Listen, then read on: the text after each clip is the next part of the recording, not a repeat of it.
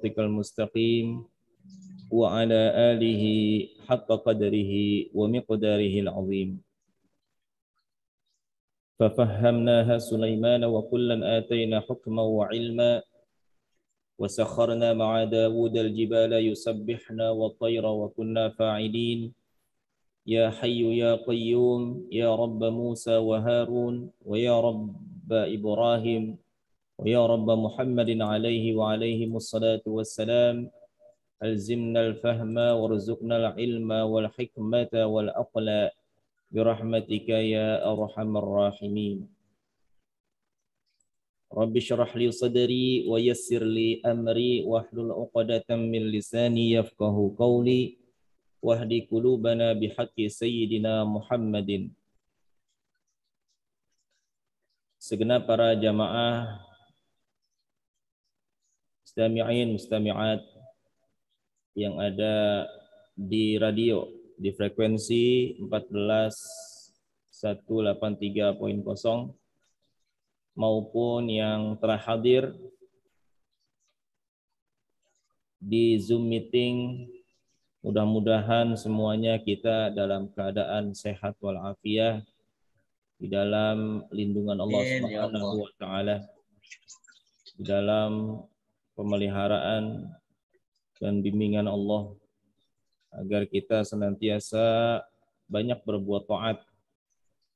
Mudah-mudahan amal ibadah kita semuanya diterima Allah Subhanahu wa taala dan Allah ampuni dosa kesalahan kita, dosa kesalahan kedua orang tua kita dan juga keluarga kita, kaum muslimin muslimat pada umumnya, mukminin dan mukminat. Amin ya rabbal alamin.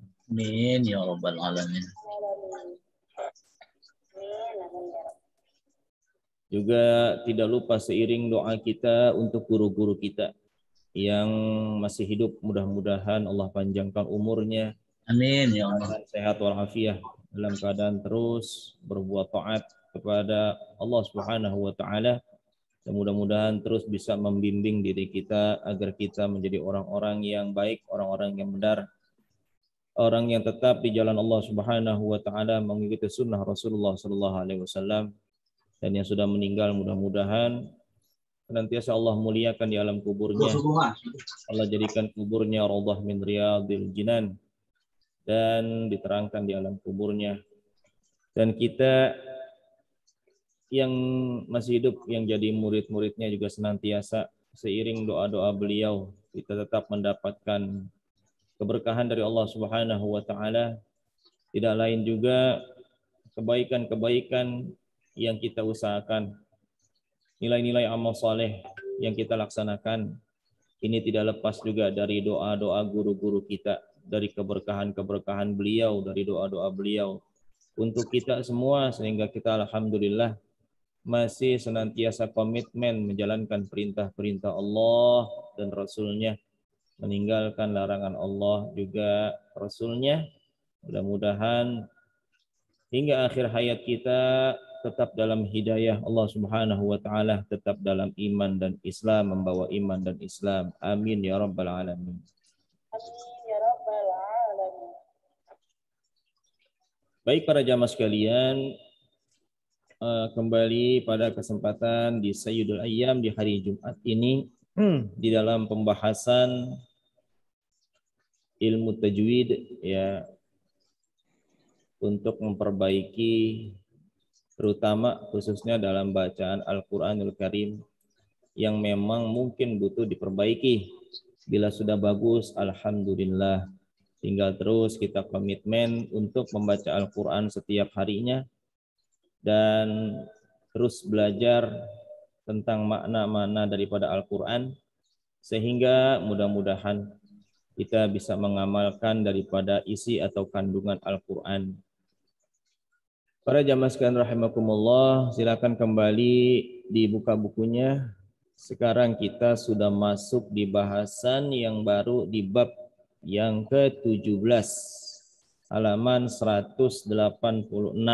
Silakan dibuka bukunya yang punya buku ya, yang punya buku.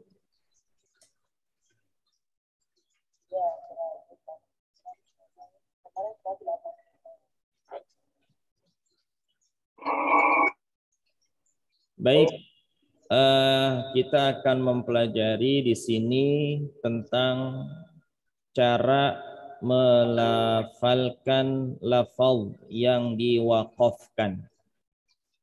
Kalau kemarin kita sudah mempelajari jenis-jenis waqaf, ya, jenis-jenis waqaf dan hukum-hukum waqaf.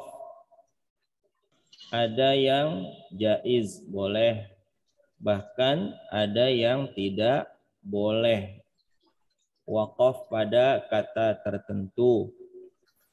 Kalaupun terjadi waqaf berhenti karena kondisi darurah dan lain sebagainya, maka mesti diulang lagi dari belakangnya yang tepat daripada maknanya. Jenis-jenis waqaf yang kemarin sudah kita pelajari yaitu ada waqaf al-idtirari, ada waqaf al-intizari, ada waqaf al-ikhtiyari, ada waqaf al-ikhtibari. Adapun al-ikhtiyari terjadi lagi hukum daripada cara wakafnya tersebut. Ada yang wakafnya tam, sempurna. Ada yang wakafnya kafi, cukup. Ada yang wakafnya hasan, baik. Bahkan ada yang wakafnya qabih. Wakaf bila berhenti di situ, maka makna artinya bisa jadi jelek, jadi berantakan, jadi tidak bisa dipahami. Nah, itu yang sudah kita pelajari pada bahasan yang lalu. Nah, sekarang bagaimana kita mencoba melafalkan pada kalimat-kalimat atau lafaz pada bacaan yang di akhir ketika kita ingin mewaqafkan atau memberhentikan bacaan. Baik. Nah, para jamaah sekalian, cara melafalkan lafaz yang diwaqafkan atau diberhentikan ini ada beberapa cara. Ada beberapa cara. Baik, ini berharokat sukun, ya. Atau memang yang namanya sukun berharokat, ya, makanya sukun lah. Apabila huruf terakhirnya sukun, ya, maka cara membacanya tetap atau tanpa perubahan daripada hurufnya. Hanya saja ada yang perlu diperhatikan, ya. Apa yang perlu diperhatikan? Jika huruf terakhir itu merupakan misalkan memiliki sifat qalqalah, maka qalqalahkan atau pantulkan. Jika dia memiliki sifat hams, maka timbulkan hamsnya. Atau misalkan saja dia memiliki bacaan yang tafkhim atau yang dibaca tebal, maka tebalkan bacaannya. Kalau dia tarkik atau tipis, maka tipiskan bacaannya. Jadi sifat-sifat hurufnya itu harus tampak gitu. Bukan tampak di muka, tapi tampak di bacaan, terdengar bacaannya, jelas dengan sifatnya. Contoh, ya, contoh bisa lihat di sini pada bacaan qulubuhum. Nah, mimnya yang di akhir ini tandanya sukun. Maka ketika sukun, dia dalam kondisi mim, ya tetap dibaca m juga. Qulubuhum, ya. Tinggal saja huruf mim ini sifatnya gimana gitu. Sifat huruf mim diantaranya dia memiliki sifat tawassut. Apa itu tawassut atau bainiyah? Jadi suaranya antara tertahan dan berjalan. Dan mim itu sendiri dia punya sifat gunnah gitu. Sifat gunnahnya asliyah, asli. Jadi tetap akan ada gunnah cuman sedikit Jadi kalau misalkan dibaca qulubuhum, maka mimnya nggak jelas. Mesti ada sedikit aliran gunnah, aliran dengung. Qulubuhum, nah, gitu. Qulubuhum, ada bunyi em. Nah di situ sifat gunnahnya akan ngikut. Nah ini yang perlu diperhatikan. Ya. Yang kedua contohnya misalkan huruf di akhirnya juga sukun. Pada kata yulad, di sini ada huruf dal, ada huruf dal. Nah, huruf dal itu dia punya sifat di antaranya qalqalah. Apa itu qalqalah? Artinya tul mantul gitu ya. Mantul itu huruf. Maka jangan tidak dipantulkan, misalkan saja bacanya yulat gitu. Lam yalid wa lam yulat gitu ya.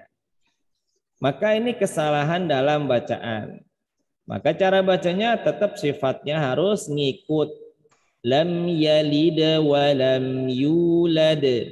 Yulad. Ya, apalagi yang namanya qalqalah itu sifatnya bagaimana? Sifatnya qawiyun jahriyun. Sifatnya itu kuat dan jelas.